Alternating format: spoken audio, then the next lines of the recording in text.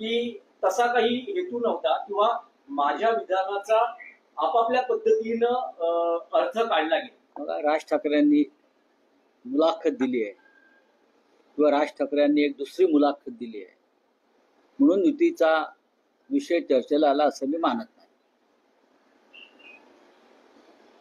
उद्धव ठाकरे यांनी सुद्धा मुलाखतीला एक उत्तर दिलेलं आहे, तर म्हणजे सकारात्मक प्रतिसाद दिलेला आहे. मुलाखतींवरती चर्चा ठरत नाहीत. मुलाखतींवर चर्चा ठरतात का? आता एकनाथ शिंदे आणि फडणवीस हे समोर आल्यावरती फार गोड बोलतात, पण तसं नाही आहे ना. मिठ्या मारतील, बाजूला बसतील, एकमेकाकडे बघून नेत्रपल्लवी करतील, पण प्रत्यक्षात तसं चित्र आहे का? तसं चित्र नाही. त्याच्यामुळे राज ठाकरेंच्या दोन्ही मुलाखती, तिन्ही मुलाखती, त्यापेक्षा प्रत्यक्षात काय चाललंय हे आम्हाला माहिती आहे. आम्ही स्वतः माननीय उद्धव ठाकरे साहेब आणि शिवसेना हे MNS म्हणजे मनसे बरोबर राज ठाकरे यांच्या नातं जोडायला नक्कीच आमची सकारात्मक भूमिका आम्ही त्या संदर्भात ठेवलेली आहे. आणि कोण काय बोलतंय त्यापेक्षा ठाकरे काय बोलतायत पडद्यामागे, मुलाखतीच्या माईकवर नाही. राऊत साहेब, तुमचं लोडेड विधान आहे. याआधी युती हा शब्द होता, आता तुम्ही म्हणतात नातं जोडायला. कारण नात्यात ओलावाही असतो, प्रेमाचा ओलावा असतो, आपुलकीचा ओलावा असतो. बघा, महाराष्ट्राच्या ओलावा अजूनही महाराष्ट्राच्या जनतेच्या मनात आहे. महाराष्ट्राच्या जनतेच्या मनात हा विषय आहे आणि दोघांवरही जनतेचं प्रेशर आहे, मराठी जनतेचं. हे तुम्हाला मी सांगतो. हे जसं प्रेशर भावनिक आहे तसं राजकीय सुद्धा. मराठी माणसाला मुंबईवरती आपला अधिकार कायम ठेवायचा असेल, हक्क ठेवायचा असेल आणि ईस्ट इंडिया कंपनी सुरत कंसा प्रायव्हेट लिमिटेड, प्रोप्रायटेड बाय अमित शहा, देवेंद्र फडणवीस, नरेंद्र मोदी वगैरे वगैरे सगळे, आणि त्यांचे इतर बाकी शेअर होल्डर्स मुंबईतले, त्यांच्या जबड्यातून मुंबई वाचवायची असेल तर मराठी माणसाला सर्व काही विसरून एकत्र यावं लागेल.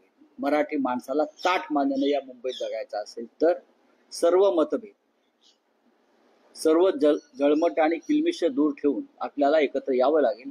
ही शिवसेना पक्षप्रमुख उद्धव ठाकरे यांची अत्यंत महत्वाची भूमिका आहे. उद्धव ठाकरे यांचं मन हे विशाल आणि मोठं आहे.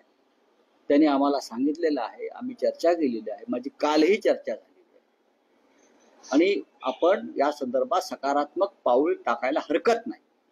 ही भूमिका आमचे पक्षप्रमुख शिवसेना प्रमुख बाळासाहेब ठाकरे यांचे सुपुत्र, ज्यांनी मराठी माणसासाठी शिवसेना स्थापन केली, ते माननीय उद्धव ठाकरे यांची ही एकदम मनसे आणि दिलसे भूमिका आहे.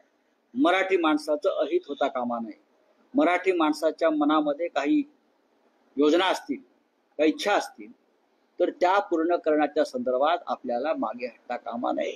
तीच माननीय बाळासाहेब ठाकरे यांना मानवंदना ठरेल. रावसाहेब, आणखी एक राज ठाकरेंचं या बैठकीतलं विधान किंवा भूमिका होती.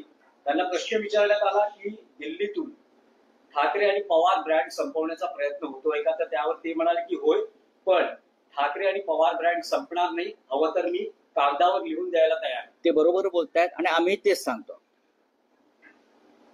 हे जे आहेत ईस्ट इंडिया कंपनीचे मालक जे दिल्लीत बसलेत, गुजरात मधून गेलेले, त्यांची भूमिका आहे की जोपर्यंत ठाकरे आणि पवार ब्रँड संपत नाही तोपर्यंत मुंबईसह महाराष्ट्राचे तुकडे करता येणार नाही, आपल्याला गिळता येणार नाही. ही आर्थिक राजधानी आणि आर्थिक राज्य एवढं मोठं, आणि त्यासाठी आधी ठाकरे आणि पवारांना संपवा, नष्ट करा वेगळ्या वेगळ्या माध्यमात.